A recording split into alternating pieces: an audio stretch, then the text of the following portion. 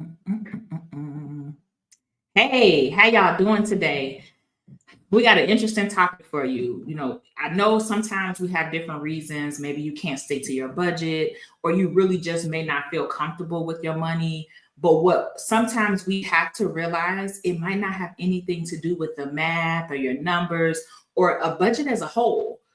It can have everything to do with the things that you've been through and you having to go through that healing process. One of the things that I've constantly said is personal finance is a self awareness journey. So today, we're going to have a real conversation about how healing and finances might be just a little bit more connected than you might think they are.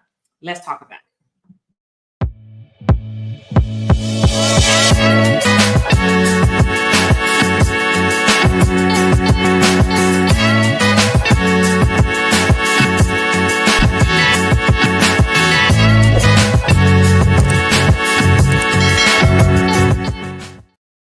Hey goalies, welcome back to the channel where we keep it real about all things money, confidence, and personal finance. If this is your first time here, I'm your girl Nia, the Coin's Confidant, and I am here to help you build confidence and clarity so you can crush your money goals. Now, today, y'all know I like to bring people here so we can have real conversations about real topics, and today is absolutely no different. So I'm going to bring somebody very good to the stage, and he's going to help you heal. So I want you to approach this, and even if you're listening to this on the replay, feel free to first type replay in the chat. But I also want you to come with an open mind. Come to listen, come to hear, come to understand. So I'm going to bring him up here, Mr. Adam, bring him Coach Mr. Adam. Let me put some respect on his name. And then he's going to tell us who he is, what he does, and then we'll get into the conversation for today. Welcome, welcome. Hey, thank you for inviting me to the platform and allowing me to come to your space. I so appreciate you, Nia. I know you joined my platform, so it's just really nice to do this cross collaboration and support each other in our spaces. So first of all, thank you for the invite and allowing me to come through and talk about something I love to talk about, which is healing. Thank you. Thank you for coming. I appreciate you coming. Like, I know just owning a business, it's a lot of time. A lot of your time is already taken up, and a lot of your time is being pulled in different directions. So, anytime you take the time out to come over here, we appreciate you. For sure, that's how we do. That's how we support each other, right? So, tell us about us. Like, tell us about yourself. Who are you? What do you For sure. do? Well, as you said, my name is Adam Perez Sr., also known as Coach Mr. Adam. I run the CEO, founder, owner of Coaching with Mr. Adam LLC. The brand is Who's Helping You Heal.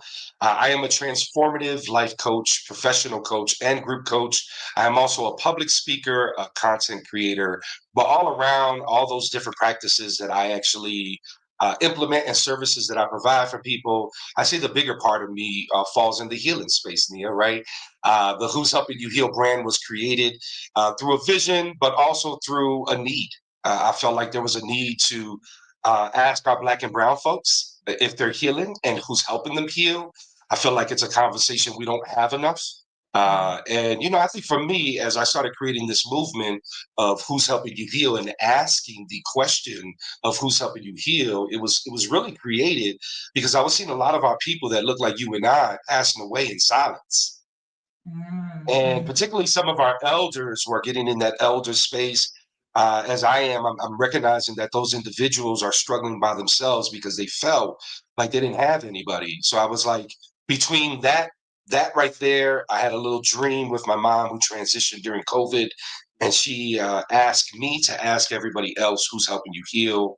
It was all like um, it was all like a connection of sorts that created this. And really, my job, my love, the things that I love to do, my business is all about coaching people. Right, as human beings, we go through different moments and different ups and downs and different situations that sometimes we can manage completely by ourselves because we can do that. But I think sometimes we need some support that's outside. And I'm meaning not in your house, not in your circle, someone who is not biased to who you are, who is interested in who you are, right? But doesn't want to be interesting to the situation, meaning the coach is all about bringing out the things that people are going through, right? So for me, when I think of that coaching space, who's helping you heal, coaching Mr. Adam, it's all part of healing, but the bigger picture of it is coaching, professional coaching for people who really need it. And, as I grew up, as an Afro Latino, I didn't know about coaching until I properly got into my career, Mhm, mhm, right? And I just kind of think about if I would have known about professional coaching, I had a mentor growing up as a child. I had different individuals that impacted me and gave me like words of wisdom. But you and I know, Nia, a mentor and a professional coach are two different ball games, right? And the way they guide you, the way they receive you, things like that.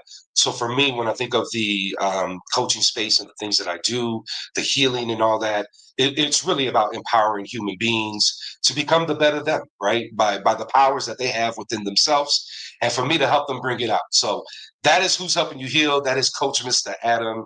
And yeah, once again, I'm just really grateful to have the time to spend with you today, Nia.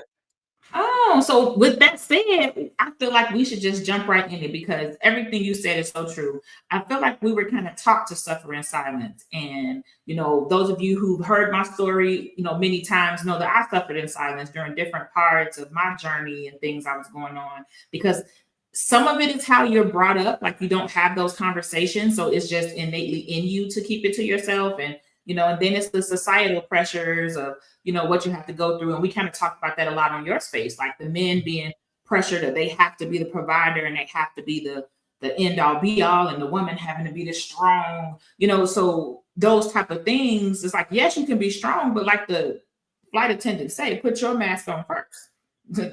You can't be strong for somebody else and you're not being strong for yourself because your body is eventually going to be like, oh, you're not listening. Oh, you want to be hard hit? Like, oh, give me a minute. Hold my beer because I'm about to sit you down. And that's literally how it works out. So, what I want to kick off the conversation with asking you is, so what does healing look like? And I'm not talking about like, oh, journaling. And I'm not saying that journaling is not helpful because getting it out sometimes is the first step. But beyond the journaling, beyond the bubble baths, what does healing look like? Like, what can it look like? Yeah, for sure. That's a great question. And yeah, journaling's a great thing, right? Like there's some folks who are overthinkers who just have a lot of processing going on and it stays here, it never leaves here. Those are individuals who probably can benefit from some journaling and just kind of letting those thoughts out. So journaling is definitely a power, but obviously when you're talking about healing and the process of healing, right, it goes beyond your top surface things, right, that are immediate, like, let me go get a bubble bath in to get some self-care in to connect to my healing, right, which are all purposeful, right? Nia, all of those are purposeful things. If you need to take a bubble bath and that supports you in that way, great. But when we're talking about like beyond those two elements and beyond the actual top surface of healing, I feel like that really is individualized. First, every person heals in their own way, own manner, right? Like the way I heal is completely different from you. There might be some similarities. There might be some crossovers to some of those things, whether it's the emotions, connections, the feelings. But at the end of the day, we all go through it in our own way. So I think first is acknowledging that, if my friend Eric is man, he's doing really well with that grief there and how he's managing it. That doesn't mean that's how I manage it, right? Eric's grief and pain and what he's healing on is his direction, it's his trajectory, right? I can admire that he handles it well, but once it comes to my turn and I'm going through those healing processes, right? First is that self acknowledgement of, right, where am I healing? Why am I healing? And what am I healing? Those are three things, right, that you can start checking in. And I do that for myself, Can you Nia. run those three back again? Yeah, it's the when, where, and why, right? It's the when and where and why of that healing process and what we're going through. Because I think a big part of as we go through our healing process, we might think it's one thing. Like we might be like, oh, it's this situation that's making me feel this way. But that might be the caveat to what's really triggering you, right? And I think for us to identify what we're really feeling, how we're healing, what we're healing on, is to acknowledge it, people. Let's have some self-acknowledgement that, hey, something's going on with me. And there might be the initial, like, this is what's going on. Like, I'm hurt because I can't find what I'm looking for in a relationship, or I'm hurt because I can't find what I'm looking for in a work life. Whatever it may be, right? Acknowledge that. First step. We're going to acknowledge that: the when, the where, the why. Those are three things you should ask yourself about your healing. And I think beyond that first step of just self-acknowledgement, then I think the work comes in. And that work really dictates and determines through you. You are the conductor of all that work, right? And sometimes when we're in the conductor of that work, Nia, I feel sometimes we want to almost ask the autopilot to step in because we get tired of conducting that work. So the other part of this, beyond self-acknowledgement, so we can get to some real healing and understand what we're healing and why, and maybe where we're healing, I think then it's giving yourself the grace, like, Mhm. right? Acknowledgement, self-acknowledgement, but then the grace. Because as I said, you're going to have to be the conductor of that healing. You're going to have to guide that. And sometimes you're going to wake up and you ain't going to want to be the conductor. You just want to be the passenger. That's the day I'm telling you to give yourself some grace, right? Because I think part of healing is, as much as that, for me, I'll speak on myself. I am one that I embrace healing, but maybe prior to COVID, I didn't. The way I embraced it was like, it got to hurry up. This healing, I ain't got time for healing. Right here. So, that acknowledgement, that grace, once you fully acknowledge the when, where, and why of those things, and then you're like, okay, I know these three things. I know where they're at. Because like I said, sometimes we're looking at the tip of the iceberg, and deeply rooted, there's actually something going on that you're not checking in on. Right. Mhm. So acknowledging it, once you acknowledge it and you feel good with that space, the grace of being the conductor, the grace of being the acceptor, the grace of being the passenger sometimes, because you're going to be the passenger. You're going to step out of that conductor space because as humans, we have great strength and resilience, but also as humans, we have that thing that's called like the realness of life that steps in and says, hey, you're going to have to step back on this one. Like, it's the reality check. As much as we have all these other things as human beings, those natural gifts that are within us, the natural gifts that come within our brain systems that delivers to our heart, right? That's what I'm kind of talking about in terms of like being able to connect the dots of self-acknowledgement, the grace, right? And with that grace is acceptance that I am going to have to be the driver, the passenger, and sometimes I might not even want to be in the damn vehicle. So that's perfect. That is a perfect segue into my next question, because you're right. You cannot always be the driver. It are times that you need to let somebody else drive for a chance. You can't drive everywhere. And not only that, if you're always the one driving and you never allow somebody else to drive, you're actually causing yourself to reach the destination slower than if you alternated. So ultimately, you're possibly hurting yourself with your hyper independence. But this segues into my next question, because a lot of my audience are high achievers. A lot of my audience are people who they're overachievers, actually, and they're ambitious and they're established and they're professionals, and they find themselves in these demanding roles and they struggle. They struggle with rest. They struggle, like you talked about, they struggle with getting sleep. They struggle with owning their own self-worth. And so from my end, it plays in their finances. A lot of people who have lack of self-confidence or lack of self-worth, that might be the person that spends more money to impress other people because they want that acceptance, because they don't feel they're worthy by themselves. That might be the person who goes and binges out and spends a lot at the restaurant or spends a lot at the store, because for that moment when they had nobody telling them no, they felt good. And they felt, but it was fleeting nonetheless. But a lot of that plays into how you use money. You don't go for promotions. You don't apply for that new job, apply for that speaking engagement, apply for that opportunity because you don't feel like it's possible. Well, why would they hire me? So how does someone who's a constant overachiever and constantly striving, How do they get rest? How do they be able to acknowledge their self-worth and start that process? Yeah, I think that's a beautiful question because, I consider myself an overachiever. Oh, I consider myself in that space, right? well, Like, someone who was that. I am a recovering hyper independent person. I know how to fully Okay. cut my mind. I will shut all this down, no matter what needs to be done, and lay in the bed all day if that's what my body tells me. But this is Mhm. like I say, recovering. I used to not be that person. For sure. No, no, I get that. I appreciate that too. And I think to your question of, the rest and to the healing of the overachiever, the someone who's always striving, that there's a balance to all of that. And I think and I'm going to speak for myself all the time, people, is that as an overachiever or past overachiever, because it's a little different now. I didn't know that balance because my balance was just overachieving. There was nothing else, or just achieving, right? And that was the main source. So I think it's okay to have your escapism. I think that falls into that gray space. But I Mhm. can't. I also, but I believe that escapism can't be to your detriment.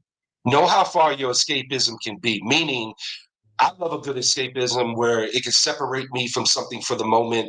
If I have a client who I'm really trying to like go process with and it's taking longer and I'm trying to figure out right how to connect that dot, a little escapism allows me to think about that differently, right? To come back to it. So there's that one piece right there that, for me, an escapism was a reset. An escapism sometimes was a nap on the couch, right? Little things that allows you to benefit your full you as opposed to a piece of you or something you thought that would benefit you.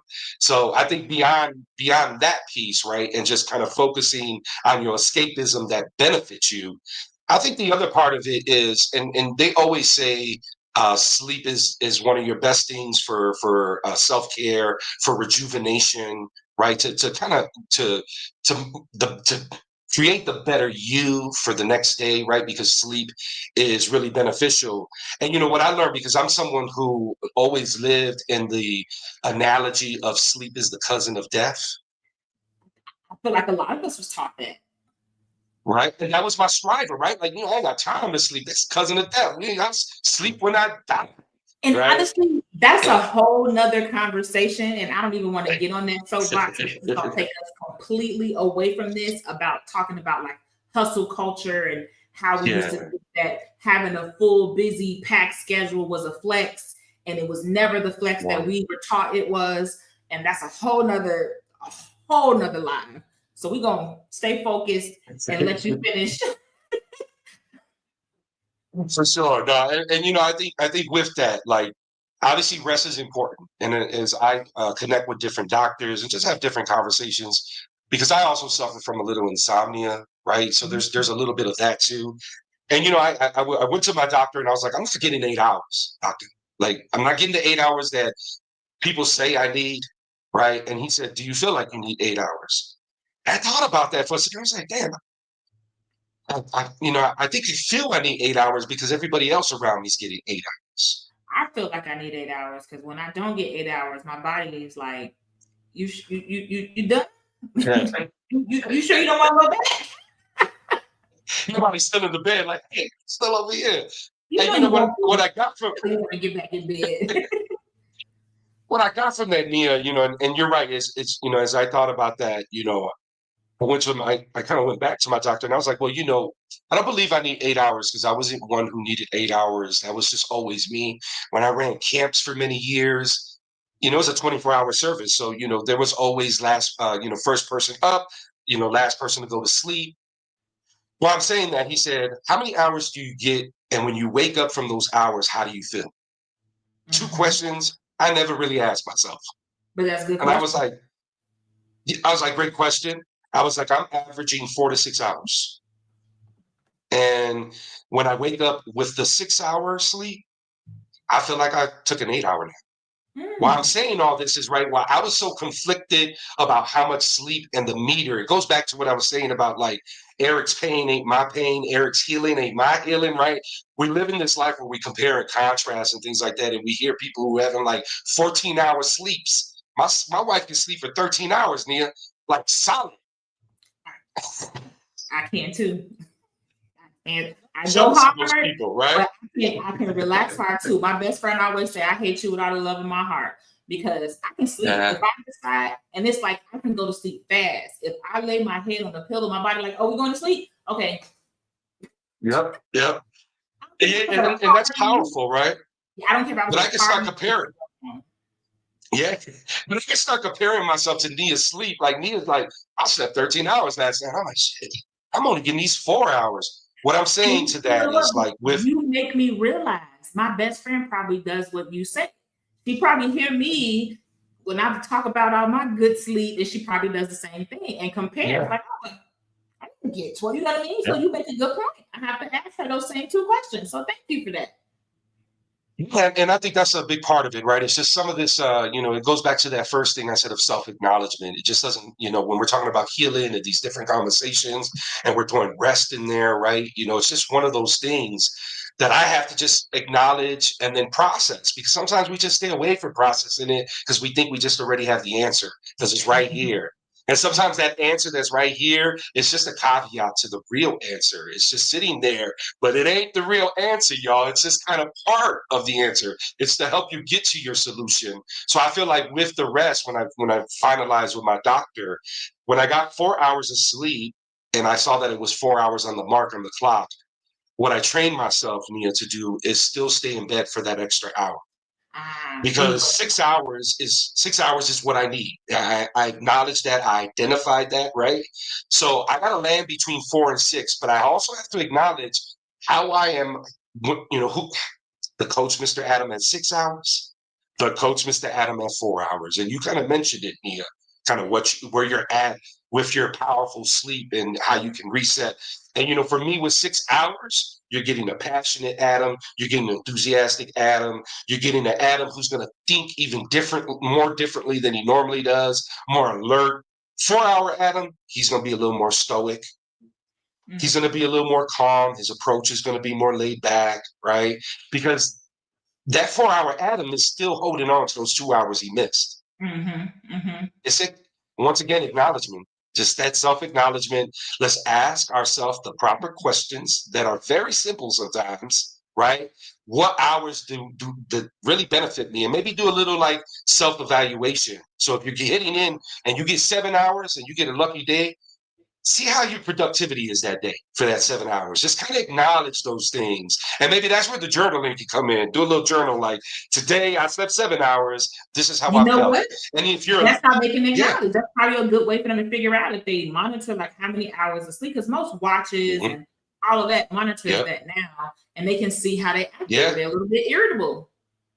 Were they a little For bit sure. irritable? A little bit testy today? But yeah, I think for the strivers, the overachievers, the individuals who have no stop. I guess my final thoughts or advice to this just question here is you're going to have some stop sooner or later, right? And sometimes that just comes with age, unfortunately, and then it's like too late because your age can't keep up with it anymore. But other times it can come with some self-acknowledgement, right? And that acknowledgement of like, I need to change up some of my patterns. I think when we did our segment, I said we were talking a little bit about patterns and like if you want new things, implement new patterns, right?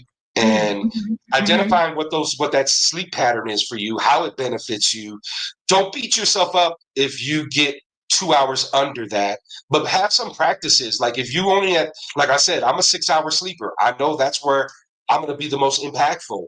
But if I wake up and it's 4 in the morning and I'm at my 4 hour sleep, I'm going to lay my ass in that bed and just stay there, right? I'm going to force myself to, although it Don't pick sounds up your torture because the phone. go, exactly. The Don't pick up. go-getter in me, right? Me is like, get up, go do the things, go take a shower, get your coffee, right? But really, what I'm trying to teach myself is that staying in bed for that 1 more hour is going to benefit the people that I lead, the people that I support, the person in me that I support. But like, if you're one of those leaders who manages a lot of people, which I lived in many of those roles, right? When you are under those 4 hours, what kind of manager is that person getting? right? What leader is your team getting at the end of the day? Yeah, they know you're a go-getter. They know you're a hustler. They're like, oh, Eric is always on top of it. Eric always taking care of business, but they ain't seen Eric when he punches out. And Eric is either self-talking to a detriment. Maybe even Eric saying people don't even see me, even though people tell him they see him, See him, right? yeah. Yeah, it's just one of those things where I think, between the acknowledgement, understanding your sleep patterns and agreeing, making an agreement with yourself. Because sometimes, Neil, we get so stuck with just doing things by just like natural ability of like flow. I'm gonna just do this. But when do we stop and say, all right, here's the agreement with myself, right? And sometimes we do that a lot with food. With food, we do that, right? Like, I'll eat this taco today, but I'll do some extra workouts on Sunday, right? Right. It's that agreement that we Negotiate. make with ourselves. Yep. So we Same got a thing. couple questions. Yeah, come on. Okay, so what is a good practice to clean up your environment for calming your energy? I love that. For me, and I'll speak to some of the tools that work for me. I am big in saging. I love burning white buffalo sage. It's just one of those things that really bring calm to me. I feel like it spiritually cleans my environment. So that's one level of it, right? So for every big role, C-suite position that I worked, one of the first things I've done when the business was closed was go to the business and smudge my office. Real talk. That was actually something in my interview that I would speak to the person once I was hired. Of course, hey, would you mind if I smudge my office? And I would explain it to them, like, for me, it's a resetting. That energy has your past person's energy. So that was my question. I was going to ask if they knew what you were saying when you said it. That was you literally answered Yeah. it before I asked it because I was going to say, like, did they know what you was talking about? Yeah, for sure. I explain that because, I'm going to educate you why I need this and why it's important to me, right? Because if it's important to you, educate people. Tell people why it's important to you. But also, I'm a neat freak, right? I'm a neat freak. Everything has its place for me, right? So for me, when I'm going into that space beyond smudging, right, that's my individual space. There's the collective space. And the way that I clean up that environment, and it's a very strategic way because I live in a very strategic space, is my relationships that I have with the people who are in that set environment. So if it's cubicle spaces, I make my rounds as a leader to connect with those individuals to identify, like, hey, how you doing today? Like, because sometimes, in that leadership C-suite position, you can easily find your way to the office because that's our comfort, right? That is where you go. I find that it's so much more important when we're speaking like full environment, because I just kind of touched on my office and where that lands. When I'm thinking of that full environment, what makes me feel that environment's clean and that it feels positive and it's calming is, one, by sharing my calming energy with people, right? In the morning, acknowledge people, say hi, stop by, ask how their family is. That's the kind of leader that I am, that I was in those spaces, right? But I think beyond that, man, I'm a big believer of a space that smells good. A space that smells good is really important to me, and what I mean by that, to me, it manifests as other things for me when it smells good. So when you walk in my office, it's gonna smell good. It's gonna look neat, right? It's the environment that I create, but it's also the environment when I create it. There's some intentionality behind that because a lot of times people came in my office. It wasn't for happy things. It was for things that didn't land well, or this ain't going right, or why I didn't get that promotion, right? And that environment was important for it to be calming, inviting. It smelled good, right? It wasn't offensive at all. It's the little things to me that when I think of the clean environment, and this was a great question, by the way, and the common energy, it just doesn't live in one space. Yeah, I can go in there, vacuum, spray some Fabuloso on tables, and get some smell good in there. I'm talking about the ongoing things, not just the material things like a plug-in, the connections that I make as I walk around the building and the spaces and the cubicles, and I have those conversations. Like, hey, how you doing today? How you feeling today? What's on your plate today? Can I support you today with anything? So you created a Other thing, psychological safe space. Yeah, exactly. And I kind of want to add to Exactly. what you're saying. So, also, what I think is important too is spend most of your energy and time. Like, I was literally preparing a presentation today that I have to do in a couple of weeks, and it's about financial stress. And that's one of the Mm, things that I'm going to tell them: spend your energy and sit in the good. Don't sit hmm in the bad. The bad's going to happen. The bad's going to come anyway. You can't change the bad from coming, but don't sit in that. When you choose to sit in the good because it's going to help you mentally. And hmm then I would say be mindful, to your point, kind of to echo what Mr. Adams said, the people around you, and hmm radiate your energy out to the people that's around you. Because I'm the type of person, if somebody keeps saying something negative to me or they say something judgmental to me, I normally say something the opposite. So, like, just for an example, hmm if somebody says, I don't know, I can't think of anything right now, but typically I'm going to give them a different, I don't have my perspective shirt on today, but a different perspective. Because they may say, oh, why they do that? I'm like, well, I don't know, who knows? Maybe when they were younger, nobody ever told them. Like, oh man, that's a good point. Like, but the point is to switch that hmm energy. Like, I'm not here to co-sign the negativity. Yeah. That's not what we're doing, because negativity begets more negativity. And then you create this ping pong of negativity just hmm bouncing off of each other. And it rolls over into your finances, because now you have a negative energy surrounding, oh, I'll never be able to buy a house. Oh, I'll never be able to, like, it's constant, and it just festers and build up and build up. Mm. So I think your points are great. It's basically like he echoed, you're creating a psychological safe space. I think that's a Yes. great way to sum up what you Yes. said. That's perfect. Yeah. You're basically influencing everything around you to create that space, is what I got from what you said. For sure. And I'm not doing that just off of my own comfort with it, right? Like I can remember my comfort and my psychological comfort is gonna be in my main space, right? My office with my smell goods and my calm energy, right? But that energy just doesn't live in that office space. So what I would do is create opportunities for my departments to connect. So when we're thinking clean environment, we had community cleaning every week of our office building, and I would partake. I wasn't a leader who said, "Oh, I got like 20 meetings because I'm sitting here balancing our budget, so I can't support you in that." If I made a cup of coffee in the damn kitchen, I'm gonna clean that coffee pot because I like clean coffee, right? And it's a beyond that. I think it's the little steps that you create, and if you're not the leader, right, you're not the leader who can. Like I had the ability to change the schedule to say, all right, we're going to do this, right? Because I was the leader of that. Let's say you're not the leader and you're just the person within the space who's accepting the guidance of the leader. I think the way you can manage that is the same way of how the leader manages it. They have an office with a door. You have your space too. Make that space your space. Have pictures of your family. Have people you love around you. Have the things that mean a lot to you. If you need a smell good thing around you, have that, right? It's one of those things where you create your own environment. But then for me as the leader, it was important for me to grab all those individualized things that people were creating in their cubicles. And how do I make that a universal thing? How do I bring that all together as the leader?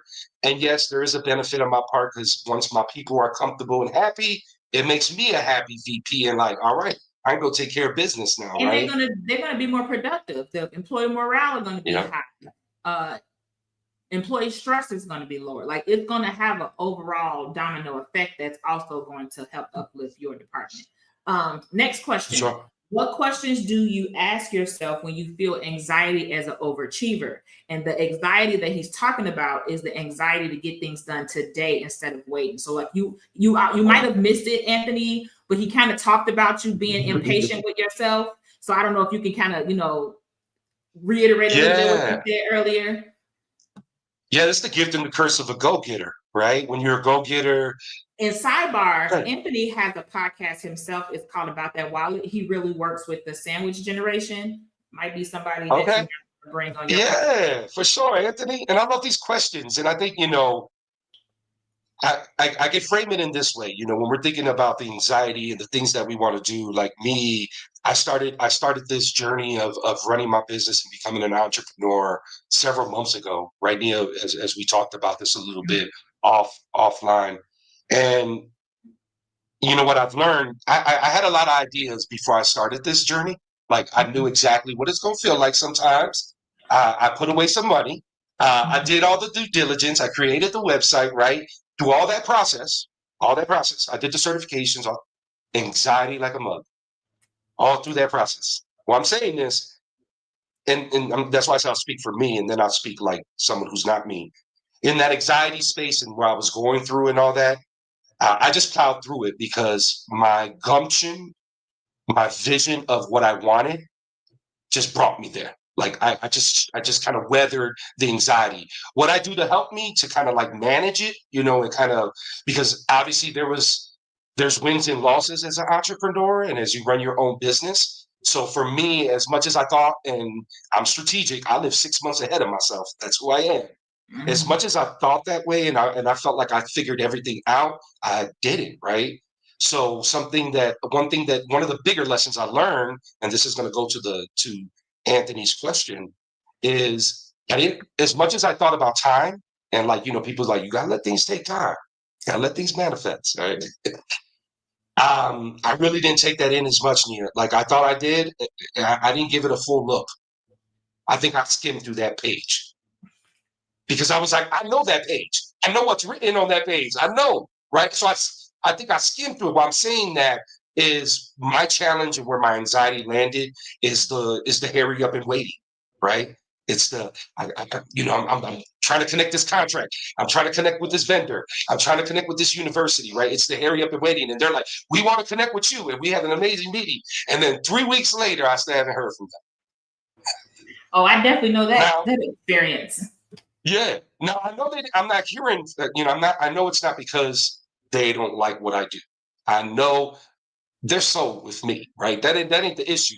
It's just what I didn't take, what I skimmed through real quick is that's CU Boulder's time. University of Boulder, they're gonna do it on their time. And they have their systems. And as much as I'm an entrepreneur and I'm gonna be on top of my game, and that invoice is gonna be in your box before you even ask for it, once it returns on their side, it's out of my process. Right. It's out of your control. Right there is to let go of that anxiety. Do you get where Hmm. I'm going with that? I let Hmm. that go because I was like, all right, it's out of my hands now. While I was managing it, what helped me, right, was making sure that I did over 4 hours of sleep, as we talked about. But beyond that, beyond just like the things, part of this pattern of changing my life and becoming a business owner, I think there's that professional where I feel like it's a lot here and in my heart. And then there's the physical side. So what I did to support some of that anxiety through these last 9, 10 months is I started working out. I started Hmm. doing fitness stuff to kind of like disconnect me. We talked about the escapism earlier, right? Yeah, That we did. escapism that serves you, right? There you go. When I went into my weightlifting space, I didn't think about business. I didn't think about bills. I didn't think, right? Find something that can allow you to fully disconnect from it. And trust me, when you come back to that world, it's going to be right there waiting for you. It's going to Baby. be knocking at your door, Not right going there knocking at your anywhere. door. Like, I'm here. I'm I here. mean, and Yeah. I think you talked about earlier too, giving yourself grace. Like Oh, yeah. you talked about that earlier, but again, he might not have been here yet then. Yeah, yeah, I think that grace is so important, right? Besides, you can anybody and their mama could tell you to give yourself grace, to take time with things, but really listen to what that's saying. The grace of allowing yourself to feel that. Like anxiety's there for a reason, right? And when I look at my anxiety and that anxiety that's in that space, that's knocking on my door where I'm going through these ups and downs, if it wasn't there, then what's replacing that anxiety in that space? Yeah, And as they say, that's one of worrying is a waste of your imagination. Exactly. So finding a way you can replace that anxiety with something else, right? What is it? Could you replace that anxiety or that cup that has anxiety in it and empty it and fill it up with motivation? Could you fill it up with a strategy? Could you fill it up with a goal, right? Something that allows you to disconnect from it. Even if like, like we talked the journaling, that's another escapism, right? To step It away is. from it. What I'm Travel. saying is yeah, and my anxiety didn't go away, Mia. And No. Anthony, I'm sorry, it didn't go away. It's how I manage it, how I maintain it, right? How I show it outward. Because, I have people relying on me. So if I threw that anxiety outward and show it the way and not really work on the side with my escapism, with my thoughts, with replacing some of that anxiety and saying, I think they're gonna call me next week, right? Some of that hope. Because as an entrepreneur, you gotta have some form of hope because you're gonna be let down. You're gonna Yeah, go through those letdowns. definitely. You almost have to get to the point where you welcome rejection because it's like, okay, now I know I'm not wasting more Hmm. time. And not necessarily say like it's wasting time because there's joy in the journey always. But now I'm not Yeah. waiting for your response anymore. I got your response. Now I can move on and continue the other people in my pipeline. So for me, Hmm. almost you have to get to the point. I'm not 100% there yet. I'm not saying it to say that because I'm not. But I am along the process of welcoming rejection because now I know we're not working together. I'll continue to follow up with you to continue to nurture the relationship, but I'm not waiting on you anymore because we got to respond. So this Hmm. section of our work is discontinuing, which frees up that space. Hmm. So for me, that's another thing that I do to talk about how that kind of shows up in your finances. Is sometimes it costs Yeah. you to spend money you don't have the ability to spend. You spend money you really didn't have Mm. because you either didn't take inventory, you didn't, like kind of you're in a rush and you're, oh well, I know this is gonna happen, so let me do this and this, but you were supposed to do it on the 15th, but you're like, oh Yeah. well, that's too long. I don't feel like waiting. And you do it now. Yeah. Guess what? The 15th is $200 less because they told you to wait to the 15th, but you wanted to have everything done right now. So now you want to, or like the perfect example of that right now is flights. You got a trip next Mm. year. Now, back in the day, you buy the flight earlier, yes, you would get the flight cheaper. Since the pandemic, that is Mm. not the case anymore. So people who are like, oh, I want to buy the flight a year and ahead now, you're paying way more for the flight than you would get if you bought the flight 90 days within the trip. So Mhm. that's a perfect example of that because some people are like, well, I can't wait. Like, I need to have this secure. I need to have this done. And it's like, Yeah. it's their anxiety that they're trying to calm by doing it, but it might cost you more money. And that's money that could have went towards your goals. Next Yeah. question. How do you get out of a rut or pump yourself up to keep going and showing up? Okay. That's a very good question that Mm. I feel like a lot of people um, probably have. It's a very stressful time right now, especially with everything going on with these tariffs and the market right now, and all of the 1,200 points on the Dow. Like a lot of people need to be pumped up right now. So I think that this is a perfect, and this will be the last question. We got like 10 minutes left. This will be the last question. But yes, how do you get yourself out of a rut and pump yourself up to keep going and showing up? I feel like you kind of answered this a little bit in the sense of like it's going to be different for different people. But this Yeah. was Well, like the very first thing I think we talked about. yeah, and I look at this as a two-parter: the get out of Okay. the rut and pump yourself up, and to get out of the rut, right? First, what rut are you in?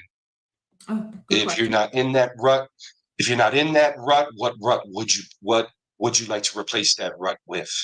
Those are my first thoughts with how you get out the rut, and maybe some, because we talked earlier about self-acknowledgement, having self-evaluation, some agreements with yourself.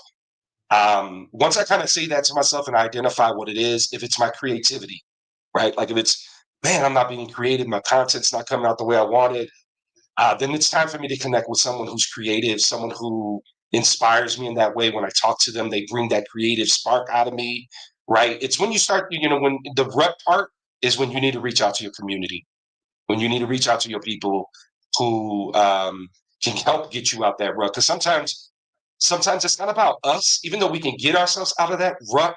Sometimes it's about our community supporting us to get out of that rut. There might be a bigger thing that's happening there. So I feel like that community is so important in the not just the support, but also seeing you on the front and the end line of whatever that is, whatever that rut is. Because when your community comes through for you and supports you in a real way, and what I mean by real, y'all know what I mean by real, like, they're gonna show up for you no matter what because they love you. That is more powerful than that self-sufficient, resilient, let me get myself out this rut, right? We do that enough. We do that a lot of doing it ourselves. So getting out the rut, I would say with that one. I think pumping yourself up, affirmations, I love affirmation. quotes. Mhm. But what I love, and I have a few segments on my channel around it, is music. Your channel called what? And where the channel at? Yeah, the channel is Who's Helping You Heal, or you can find it under at Mr. Who's Helping You Heal on Instagram and YouTube and Spotify, iHeart, and Amazon Radio. Excuse me. But I would say music. Music is a big source of who I am. It's my love language. Um, I'll just share just quick because I know you said we got 10 minutes, so it's probably like 5 now.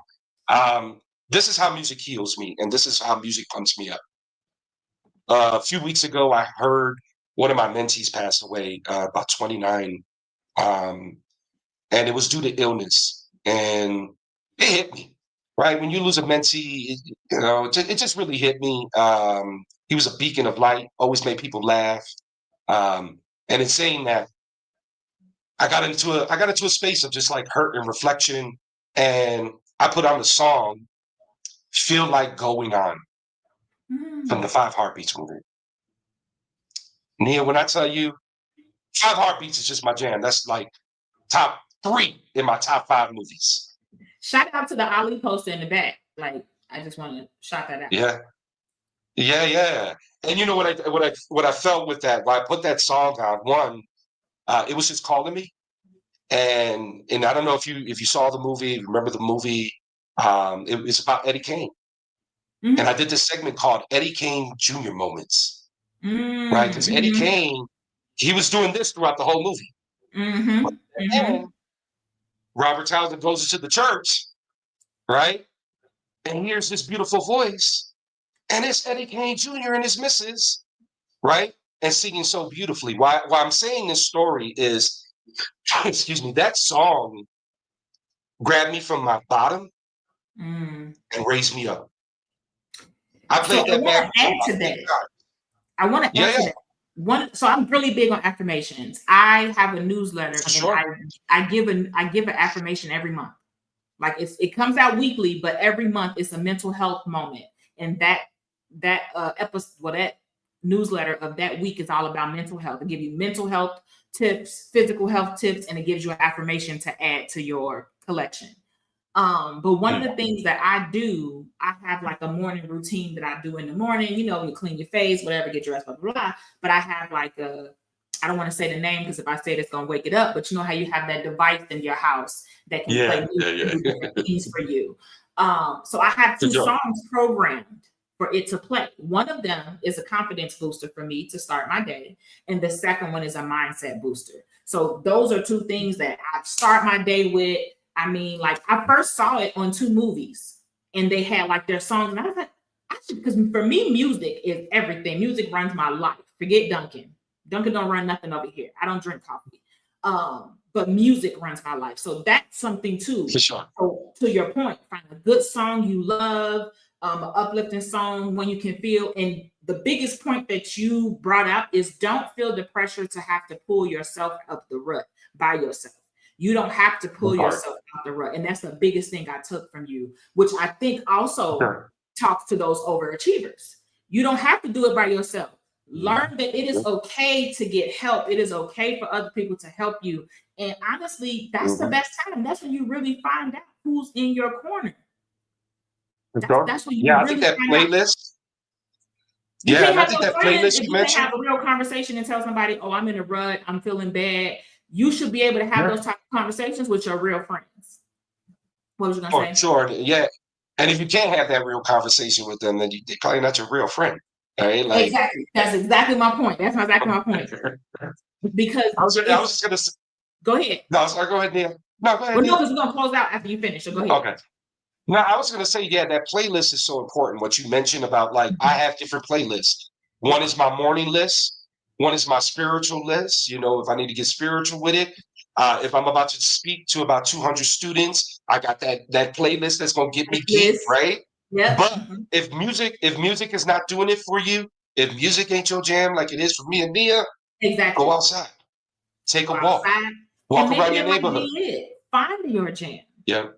Explore a couple of things. Find out what your jam is. Yeah. Give yourself a good meal.